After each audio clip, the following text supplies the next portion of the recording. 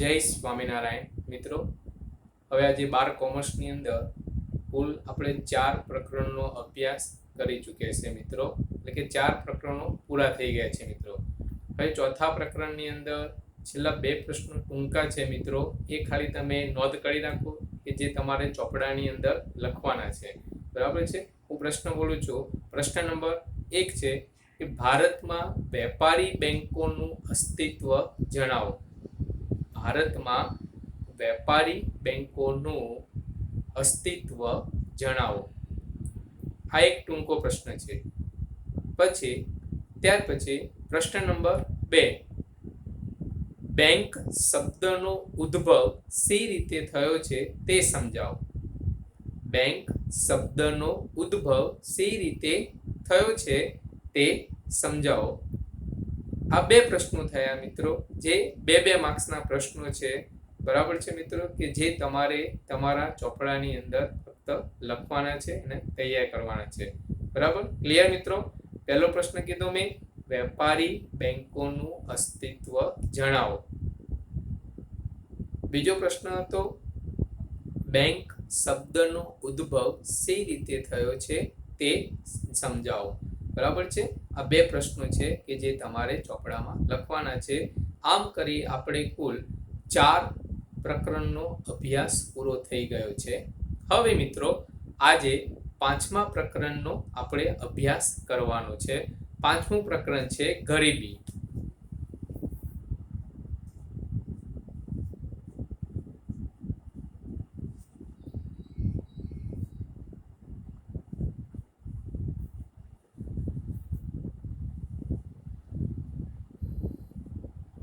બરાબર છે મિત્રો. પ્રશ્ન નંબર 1 કે ગરીબીનું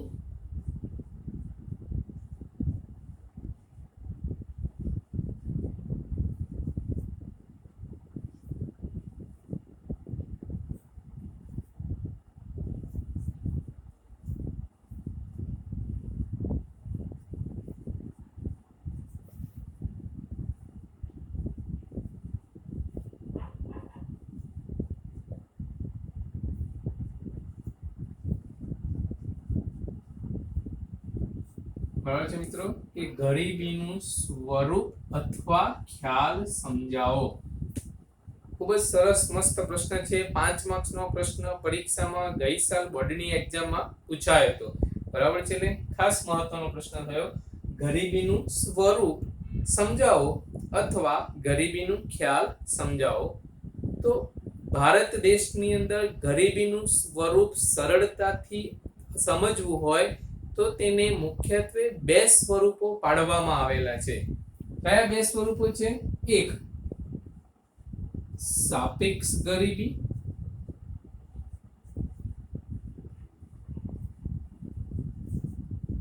બરાબર છે મિત્રો, અને બીજો ભાગ આપણે અહીંયા પાડી દઈએ છીએ નિરપેક્ષ ગરીબી.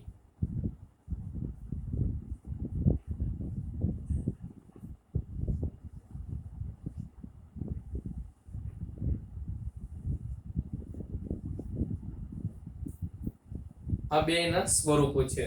પહેલું સ્વરૂપ સમજીએ. સાપેક્ષ ગરીબી કોને કહેવામાં આવે છે? તે સમાજની જુદી જુદી વ્યક્તિઓની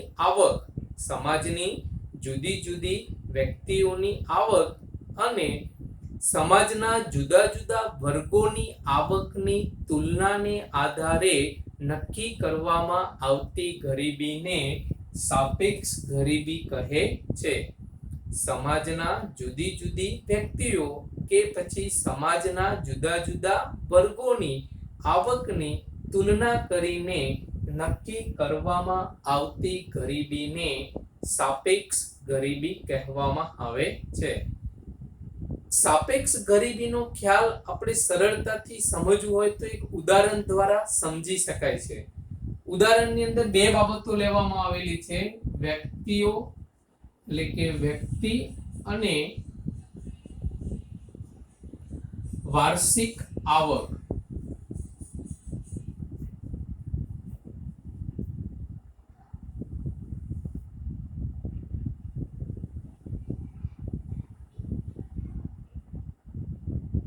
બરાબર છે।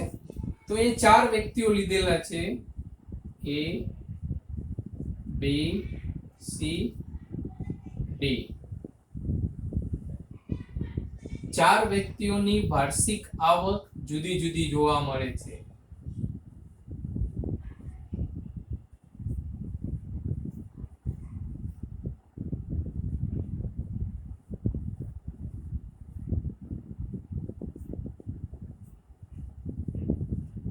આ ઉદાહરણ લીધું છે, ચાર વ્યક્તિઓ છે, ચાર વ્યક્તિઓની વાર્ષિક આવક કેવી જોવા મળે છે? જુદી જુદી। હવે જોઈ શકીએ છીએ કે સાપેક્ષ ગરીબી કેવી રીતે સમજી શકાય છે। હવે ધારો કે બે વ્યક્તિઓની આવકની તુલના કરવામાં આવે છે। ધારો કે A અને B વ્યક્તિની આવકની તુલના કરીએ તો કે A વ્યક્તિની વાર્ષિક આવક 20,000 રૂપિયા છે, જ્યારે B વ્યક્તિની વાર્ષિક આવક 30,000 રૂપિયા છે। એટલે કે A વ્યક્તિ કરતા B વ્યક્તિની વાર્ષિક આવક વધુ છે। તો આપણે કહી શકાય છે કે A વ્યક્તિ એટલે કે B વ્યક્તિ કરતા A વ્યક્તિ કેવો છે? ગરીબ છે એમ કહી શકાય છે। ક્લિયર મિત્રો? B ની તુલના A અને B વ્યક્તિની તુલના કરવામાં આવે છે ત્યારે કહી શકાય છે કે A વ્યક્તિ કરતા B વ્યક્તિની વાર્ષિક આવક વધુ છે, માટે B વ્યક્તિ કરતા A વ્યક્તિ ગરીબ છે તેમ કહી શકાય છે। Okay, clear? ત્યાર પછી બીજો પોઈન્ટ એની અંદર, હવે ધારો કે C અને D વ્યક્તિની તુલના કરવામાં આવે છે ત્યારે C વ્યક્તિની વાર્ષિક આવક 45,000 રૂપિયા છે, જ્યારે D વ્યક્તિની વાર્ષિક આવક 55,000 રૂપિયા છે। એટલે કે C વ્યક્તિ કરતા D વ્યક્તિની વાર્ષિક આવક વધુ છે, માટે D વ્યક્તિ કરતા C વ્યક્તિ ગરીબ છે તેમ કહી શકાય છે। થઈ ગયું ક્લિયર? હવે ત્યાર પછી આપણે ચારે ચારની સરખામણી કરવાની છે અહીંયા। હવે ધારો કે A B C અને D વ્યક્તિઓની તુલના કરવામાં આવે છે ત્યારે A B અને C વ્યક્તિઓ કરતા D વ્યક્તિની વાર્ષિક આવક વધુ જોવા મળે છે। A B C કરતા D વ્યક્તિની વાર્ષિક આવક વધુ જોવા મળે છે, માટે D વ્યક્તિની તુલનામાં A B અને C વ્યક્તિ ગરીબ છે તેમ કહી શકાય છે। તો આ ઉદાહરણ ઉપરથી આપણને ખ્યાલ આવી શકે છે મિત્રો કે બે વ્યક્તિઓની આવકની તુલનાને આધારે નક્કી કરવામાં આવતી ગરીબીને શું કહે છે? સાપેક્ષ ગરીબી કહે છે। બરાબર ને મિત્રો? આપણે બે વ્યક્તિઓની આપણે તુલના કરી એટલે આ સાપેક્ષ ગરીબી શું દર્શાવે છે? એનો મતલબ આવકની અસમાનતા દર્શાવે છે। બરાબર છે? જેમ જેમ આ ધોરણો બદલાતા જાય છે તેમ તેમ સાપેક્ષ ગરીબીનું પ્રમાણ પણ બદલાતું જાય છે। બરાબર છે મિત્રો? છેલ્લો પોઈન્ટ મહત્વનો છે કે સાપેક્ષ ગરીબી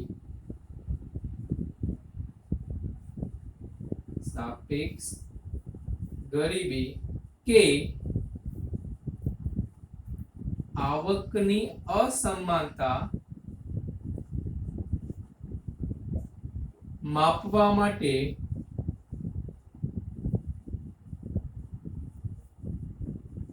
આવક જૂથની રચના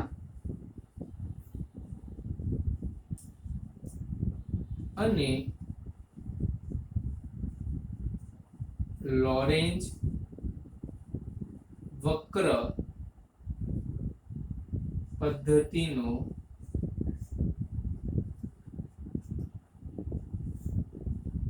ઉપયોગ કરવામાં આવે છે।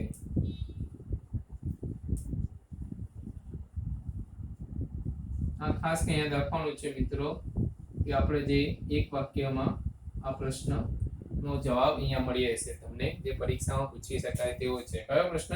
કે સાપેક્ષ ગરીબી કે આવકની અસમાનતા કોના દ્વારા માપવામાં આવે છે? તો કે આવક જૂથની રચના અને લોરેન્જ વક્ર દ્વારા, એટલે કે પદ્ધતિ દ્વારા માપવામાં આવે છે. બરાબર છે મિત્રો? ખાસ યાદ રાખવાનું, જે આપણને એક વાક્યના પ્રશ્નમાં પૂછી શકાય છે. ક્લિયર થઈ ગયું? સાપેક્ષ ગરીબી થોડુંક લાંબુ છે. આ ઉદાહરણ તમે તમારી જાતે પણ લખી શકાય છે, ખાસ કરીને યાદ રાખવાનું છે. થઈ ગયું ક્લિયર? ત્યાર પછી આપણે બીજો પોઈન્ટ સમજીએ કે નિરપેક્ષ ગરીબી કોને કહેવામાં આવે છે તે. તો સમાજમાં જે વ્યક્તિ અનાજ, ફળ, દૂધ, શાકભાજી વગેરે જેવી પ્રાથમિક જીવન જરૂરિયાતની ચીજ વસ્તુઓ સંતોષી શકતા ન હોય તો તેવી વ્યક્તિને આપણે શું કહી શકીએ છીએ? નિરપેક્ષ ગરીબી કહી શકાય છે. સમાજમાં જે વ્યક્તિ ફળ, દૂધ, શાકભાજી, અનાજ જેવી જીવન જરૂરિયાત, પ્રાથમિક જરૂરિયાતો સંતોષી શકતા ન હોય તેવી વ્યક્તિને આપણે નિરપેક્ષ ગરીબી કહેવામાં આવે છે. બરાબર છે મિત્રો? બીજો પોઈન્ટ યાદ રાખવાનો છે કે આ નિરપેક્ષ ગરીબી ના આધારે ગરીબી રેખા પણ નક્કી કરી શકાય છે. તો ગરીબી રેખા કેવી રીતે નક્કી કરી શકાય છે? આપણે જોઈએ કોને ગરીબ કહેવામાં આવે છે એ આપણે જોઈએ અહીંયા કે વ્યક્તિને પ્રાથમિક જરૂરિયાતો સંતોષવા માટે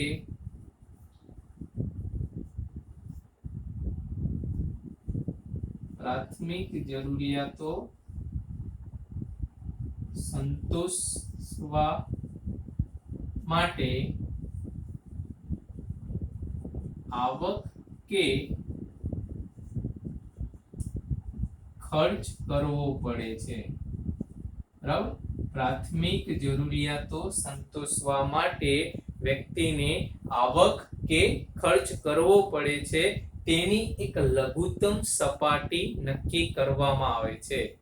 આ આવક અને ખર્ચની લઘુત્તમ સપાટીને શું કહે છે? ગરીબી રેખા કહે છે. બરાબર? એ ખાસ કરીને યાદ રાખવાનું. બરાબર છે? પ્રાથમિક જરૂરિયાતો સંતોષવા માટે વ્યક્તિ આવક કે ખર્ચ કરવો પડે છે, તેને એક લઘુત્તમ સપાટી નક્કી કરવામાં આવે છે. આ આવક અને ખર્ચની લઘુત્તમ સપાટીને ગરીબી રેખા કહેવામાં આવે છે. બરાબર છે મિત્રો? ત્યાર પછી આપણે કહી શકીએ છીએ કે ઇન્ડિયન કાઉન્સિલ ઓફ મેડિકલ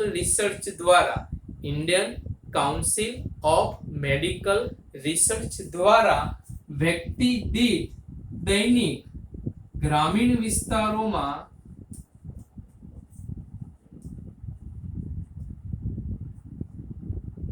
ગ્રામીણ વિસ્તારમાં 2400 કેલરી, જ્યારે શહેરી વિસ્તારમાં 2100 કેલરી નક્કી કરવામાં આવેલી છે. આ પણ ખાસ કરીને પૂછ્યા આપણે પ્રશ્ન ઓબ્જેક્ટિવ તરીકે. Indian council of medical research દ્વારા ગ્રામીણ વિસ્તારોમાં વ્યક્તિને દૈનિક દીઠ 2400 કેલરી, જ્યારે શહેરી વિસ્તારોમાં વ્યક્તિ દીઠ દૈનિક 2100 કેલરી નક્કી કરવામાં આવેલી છે. બરાબર છે? ત્યાર પછી આગળનો પોઈન્ટ સમજીએ કે આંતરરાષ્ટ્રીય ધોરણોને આધારે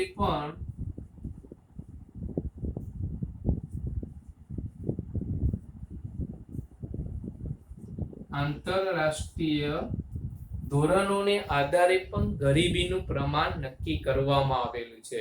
વિશ્વના જુદા જુદા દેશોની અંદર પણ એક ન્યૂનતમ આવકનું પ્રમાણ નક્કી કરવામાં આવેલું છે. એ બે વ્યાખ્યાઓ આંતરરાષ્ટ્રીય ધોરણના આધારે આપણે રાખવાની છે કે જે વ્યક્તિની રોજની આવક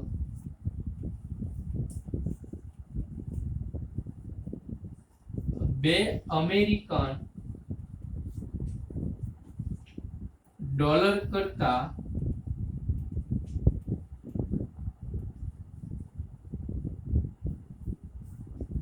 ઓછી હોય તો તેને શું કહે છે? ગરીબ કહે છે. બરાબર છે. જે વ્યક્તિની રોજની આવક $2 કરતા ઓછી હોય તો તેને આપણે શું કહી શકીએ છીએ? ગરીબ કહે છે. બીજી વ્યાખ્યા આપી છે કે જે વ્યક્તિની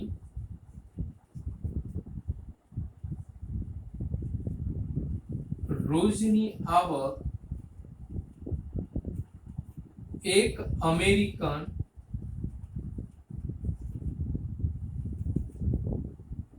કરતા ઓછી હોય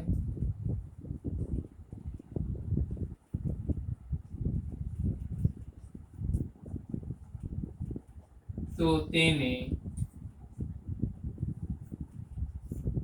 અતિ ગરીબ કહે છે. બરાબર છે. ખાસ યાદ રાખવાનું છે અહીંયા બે વ્યાખ્યાઓ એ જે તમારે આ પણ પ્રશ્ન એક વાક્યમાં અથવા 2 માર્ક્સ તરીકે પૂછાય છે કે આંતરરાષ્ટ્રીય ધોરણોને આધારે ગરીબીની વ્યાખ્યા લખો. બરાબર, અથવા એનું પ્રમાણ નક્કી કરો. બરાબર છે. તો બે વ્યાખ્યાઓ છે.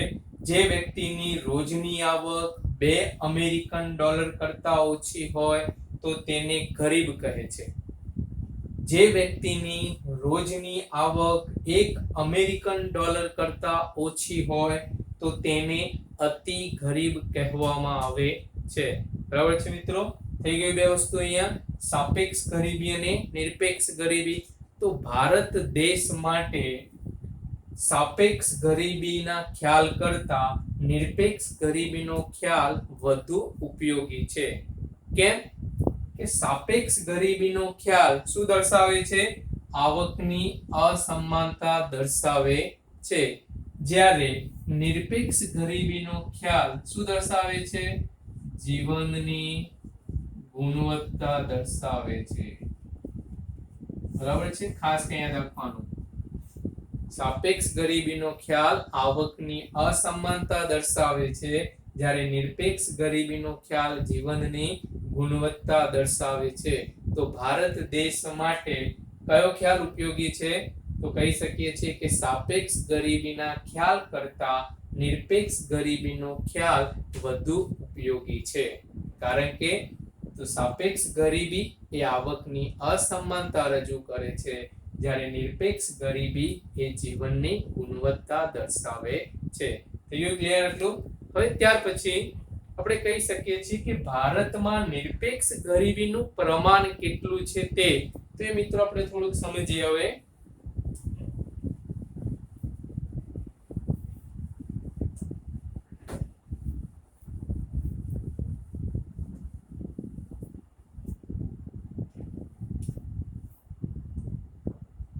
ભારતમાં નિરપેક્ષ ગરીબીનું પ્રમાણ